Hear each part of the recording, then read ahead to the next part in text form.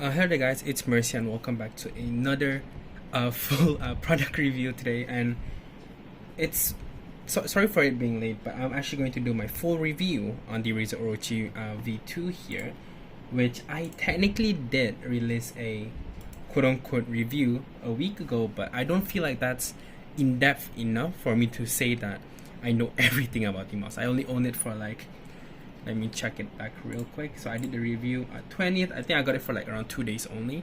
So now it's been a week. I've been using it daily as my daily driver, and I didn't touch the Fantech nor did I touch the Razer. This has just been sitting on the side, and I'm just gonna clear things out real quick. The only reason why my video has been been delayed is I wanted to give the Orochi V2 my full honest review, my opinion, like when I know everything, of course. So I took my time with it, which I think was a pretty good idea.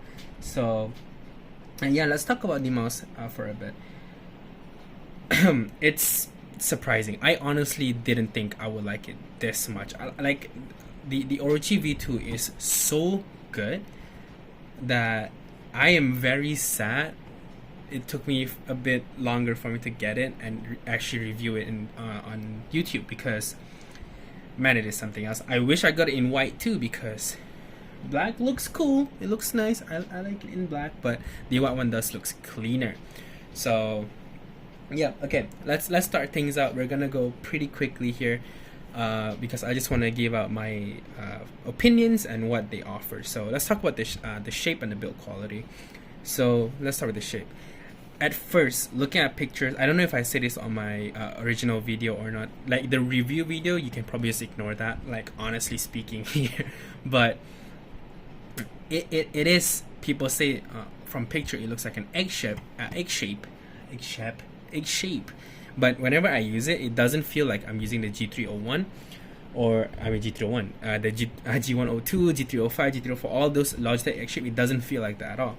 They have this subtle comfort groove on the right side, and they flat out on the right. It's actually a very comfortable shape for me. So again, my hand is like 19 by 10 or something like that. I don't really remember. But comparing the shape to the Razer and Fantech, it is both shorter and smaller. So I thought I would not like it, because most review I saw, people is using this on a fingertip grip, which I don't mean fingertip grip. I can try to play fingertip, but I'm not the most confident in it. I feel like I'm a bit shaky. So my grip is mostly a relaxed palm, which this one surprisingly can comfortably do. So again, it's not like I put my entire finger on it like the Fantech or on the Razer, but I do choke up a bit on the right side here, and my pinky does curl. So I guess you can say like a relaxed claw or something like that. But yeah, this mostly is my grip, and it's been really comfortable.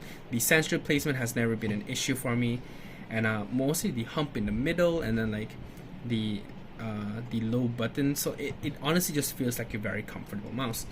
Now, do I feel like big hand people will have problem with this? Yeah, of course. Even me, I actually had trouble adjusting to it. Compared to my Razer and my Fantech, it took a bit. And like for the first few days of me using the Orochi V2, I feel like my aim was a bit horrible compared to my Viper Ultimate, which I played the best on back then. Now, if I go back to my Viper Ultimate, it's worse. I play worse than when I play with Orochi. So it does take time for me to get used to the shape.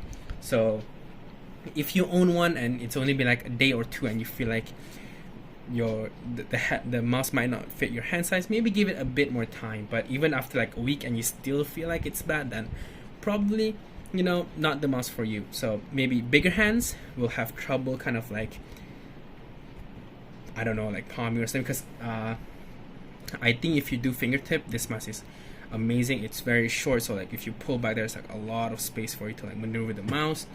And smaller mouse, like very tiny baby hands, you know, smaller hands. You guys can probably palm this, because I can see it. I can honestly see a palm grip here. It's honestly possible.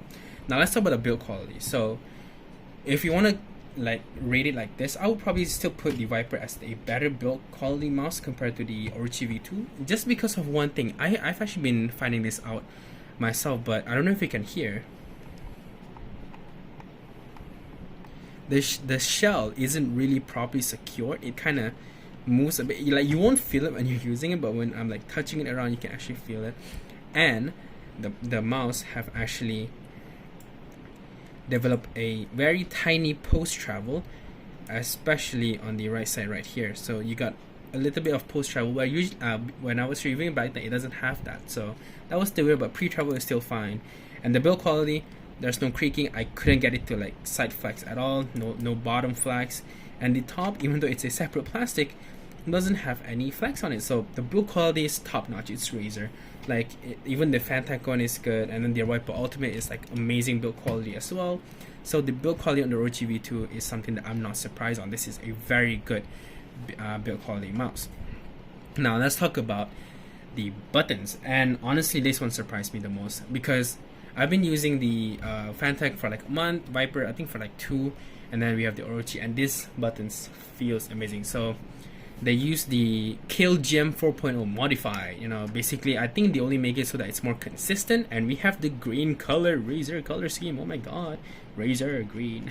But honestly speaking, it feels the best. Like the Huano 50M is good, and then the optical V2s, it wasn't that bad. I got used to it, but then like using it back on the Orochi V2, a mechanical GM 4.0, this feels amazing. It sounds good too. Sound test, let's go.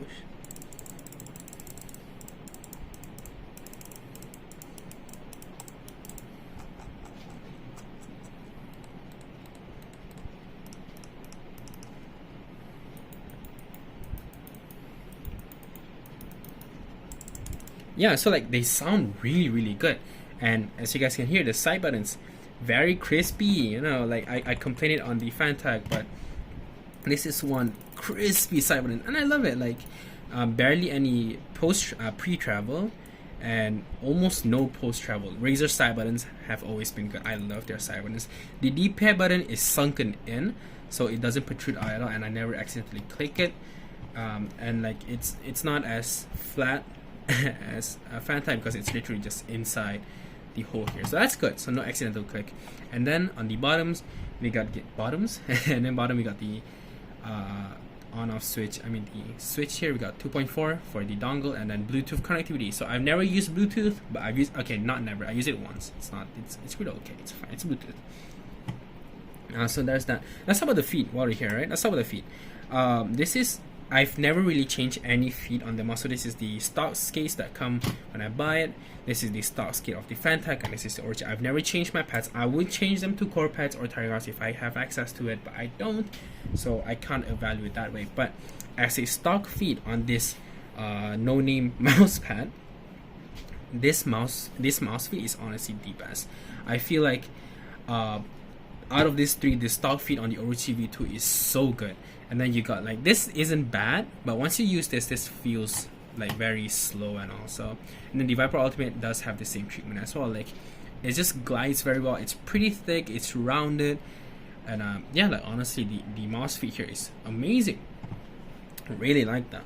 Oh wait, did I talk about the coating? I forgot about the coating. So the coating is like this hard plastic. It's not that grippy, but it's not that slippery as well. If you want it to get grippy, you can probably buy the universal grip tape that Razer sell, or maybe buy like a custom cut one and cut it yourself or something. So there's that.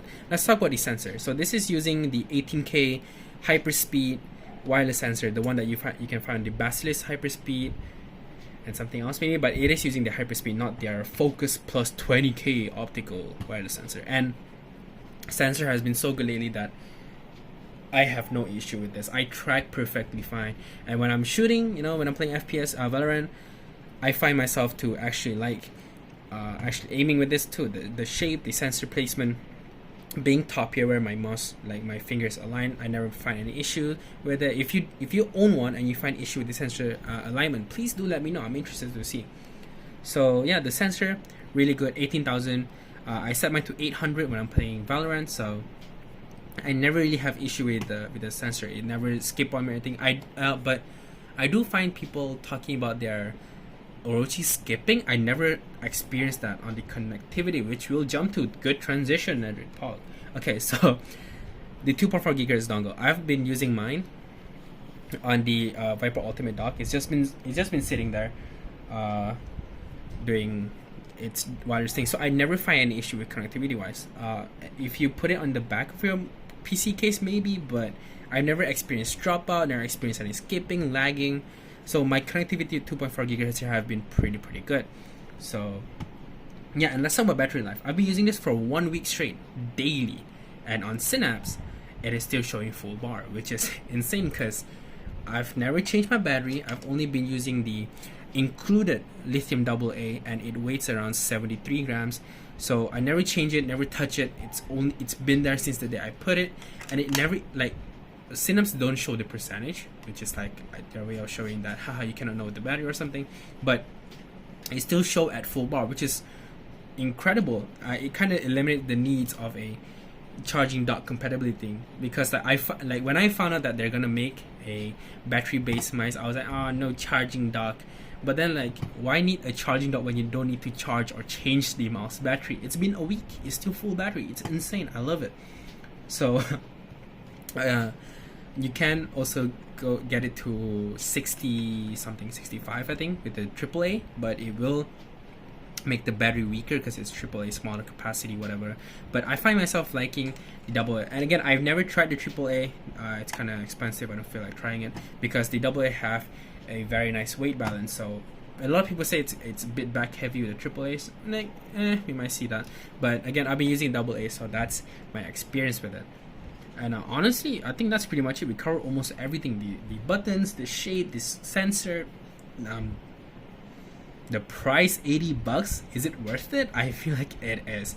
If you're gonna, I mean, if in Malaysia the cheapest G304 you can buy is probably like 140, so you're paying like 130 more for the Orochi, and it is an extra price to pay, but you get a lighter weight mice, you get a better buttons IMO. This is a better feeling buttons. You get a better skates to begin with. The sensor on the G304 isn't bad, but you got higher DPI if that's what you're worrying about.